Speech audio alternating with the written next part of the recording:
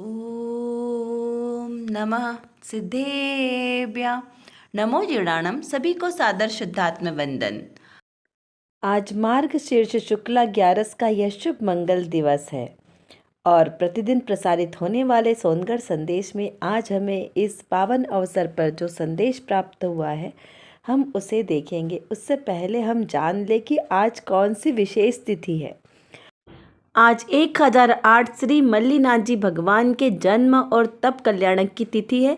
साथ ही साथ नमीनाथ भगवान जी जो 21वें नमीनाथ जी भगवान की ज्ञान कल्याणक की तिथि है। इस पावन अवसर पर हम विशेष रूप से पूजन अर्चना भी कर सकते हैं और इस दिन भावना भाएं कि जैसे प्रभु ने जन्म और तप कल्याणक के रूप में अपना ये जन्म तप सार्थक किया और ऐसे केवल ज्ञान को प्राप्त किया, वैसा ही केवल ज्ञान हमें भी शीघ्रता से प्राप्त हो। चलिए अब हम आज का संदेश पढ़ते हैं।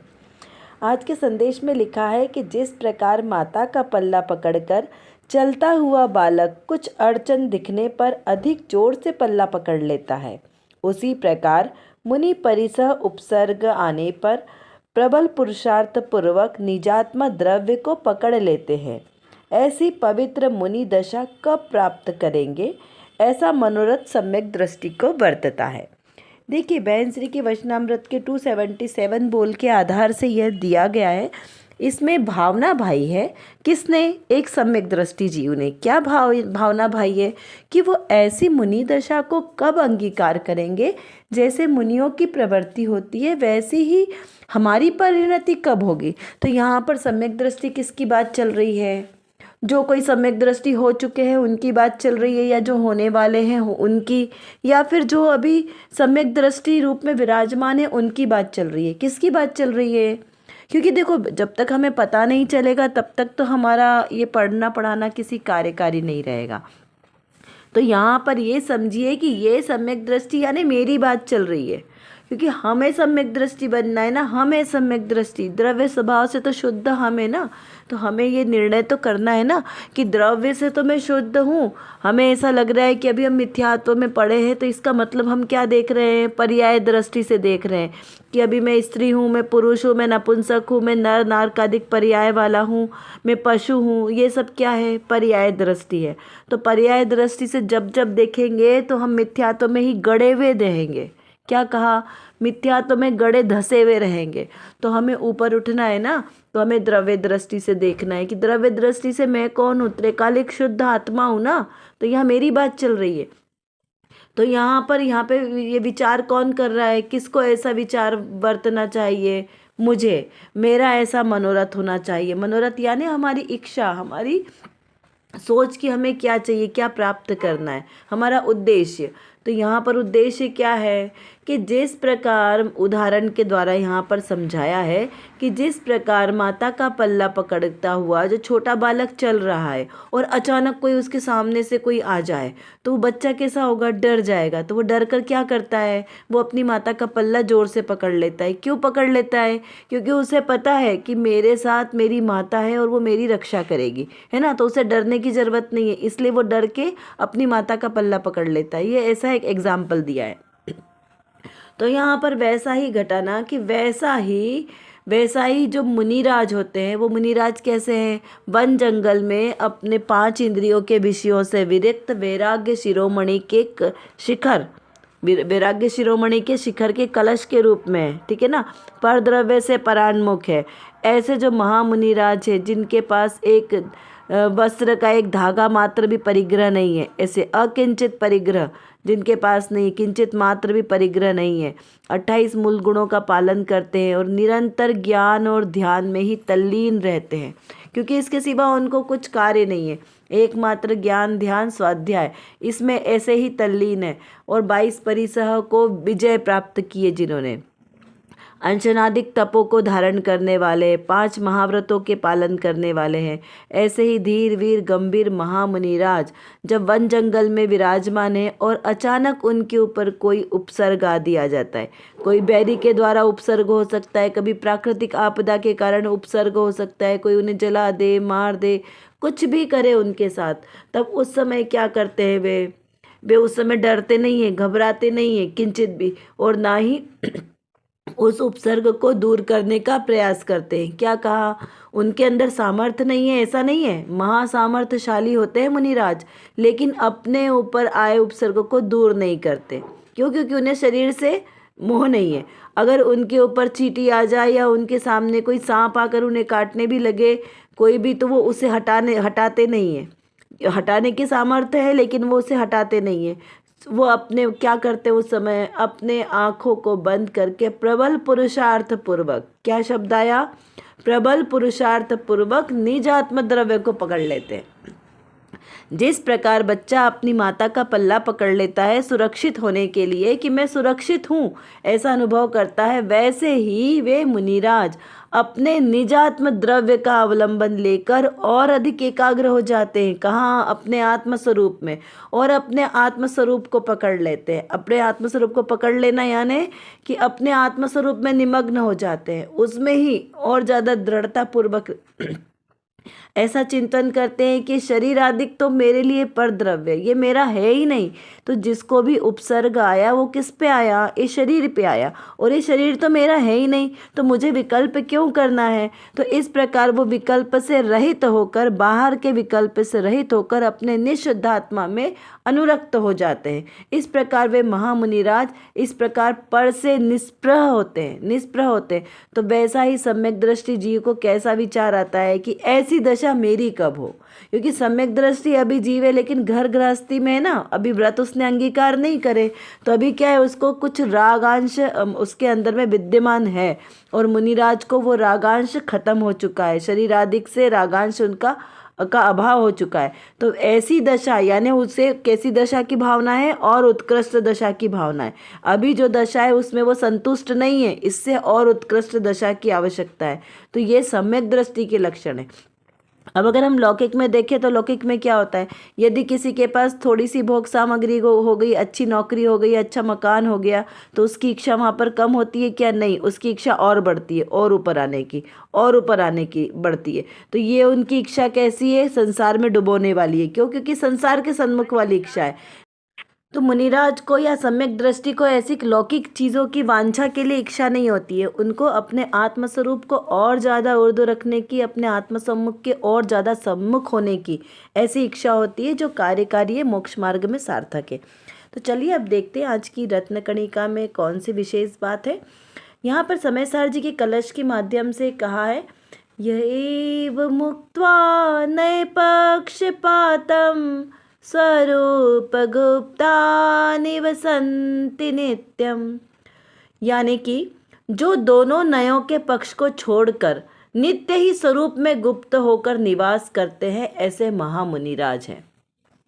कैसे? यह एव मुक्ता यानी कि जो सब मुक्त हैं, किससे? नए पक्षपातम, नए के पक्षपातों से रहित है। और क्या करते हैं? नए का पक्षपात यानी ये निश्चय है, ये व्यवहार है, ये सद्भूत है, ये असद्भूत है। तो ये कैसी हुई? भेद रूप विवक्षा हुई। तो वह इस प्रकार भेद रूप से न देखकर एकमात्र अभेद रूप से अपनी आत्मा को जो देखते हैं, एकत्व स्वभावी आत्मा का जो अनुभव करते हैं, ऐसे महामुनिराज क्या करते हैं? स्वरूप गुप्ता निवसन्ति नित्यम। ऐसे महामुनिराज अपने स्वरूप में गुप्त होकर कहाँ निवास करते हैं? नित्य ही अपने स्वरूप में ही निवास करते हैं। कब? जब वो बाहर की परिस्थितियों से अपने आप को असुरक्षित महसूस करते हैं, तब वो क्या करते हैं? अपने ही आत्मस्वरूप में निवास करते हैं। जैसे आपने कछुए को देखा होगा कि कछुआ उसकी छोटी सी गर्दन निकालकर बाहर निकालता है ना, लेकिन जब उसको कोई आपत्ति का एहसास होता है कि कोई दुश्मन या कोई उसको कोई परेशानी आने वाली हो, तो वो क्या करता है? तुरंत अपनी गर्दन को अंदर की ओर कर लेता है और फिर एकदम ऐसा स्थिर होकर बैठ जाता है। तो दुश्मन को वो पत्थर लगता है और फिर उसकी सुरक्षा हो जाती है। तो वैसे ही जो महामुनिराज होते हैं वे ऐसे परिस, उपसर्ग, परिस आदि के समय, इसके समय में अपने आत्मस्वरूप में निमग्न हो जाते हैं, अपने आत्मस्वरूप में निवास करते हैं। और एकदम कैसे होते हैं? अचल, निष्कंप, निश्चल, एकदम पर्वत की भांति एक ही जगह पर स्थिर हो जाते हैं। तो उससे बैरी तो अपना बैर करके पूरा चला जाता है, और महामुनिराज अपने स्वरूप में गुप्त होकर अपनी आत्मा की साधना में इतने तल्लीन हो जाते हैं कि बाहर शरीर के साथ क्या हो रहा है उन्हें कुछ पता नहीं चलता, उनका उस पर ध्यान ही नहीं है। श्यालनी ने 3 दिन तक शरीर का भक्षण किया, लेकिन वे महामुनिराज अपने स्वरूप में ही गुप्त रहे। शेर ने आके उनके शरीर का भोग किया। बाहुबली महामुनिराज ऐसे ध्यान में तल्लीन हो गए कि उनके पूरे शरीर पर बेले चढ़ गई, और फिर भंवरा, सांप, सब ने वहाँ पर अपना घर बना लिया। मतलब इतना सारी वहाँ पर वनस्पतियाँ पैदा हो गई कि उनके आसपास पूरा एक जंगल की तरह बन गया। लेकिन फिर भी वे महामुनिराज कैसे अडिग अपने ध्यान में ध्यानस्थ रहे। यशोधर मुनिराज के ऊपर जब राजा शरणिक ने मरा हुआ सर्प डाला तो सारे चींटियों ने वहाँ पर उपद्रव किया, लेकिन वो महामुनिराज अपनी आत्म साधना से किंचित भी डिगे नहीं। वे चाहते तो मरे हुए सर्प को 1 मिनट में बाहर निकाल कर फेंक सकते थे, लेकिन उन्होंने ऐसा नहीं किया, स्वरूप गुप्त हो गए। ऐसे हमारे प्रथमानी योग में बहुत सारे एग्जाम्पल हैं। आप कभी बड़ा समाधि मरण पाठ पढ़ना, उसमें बहुत सारे उदाहरण आते हैं ऐसे उपसर्ग विजयी महामुनिराजों के, जिन्होंने उपसर्ग पर विजय प्राप्त करके अपने आत्मस्वरूप की आराधना की।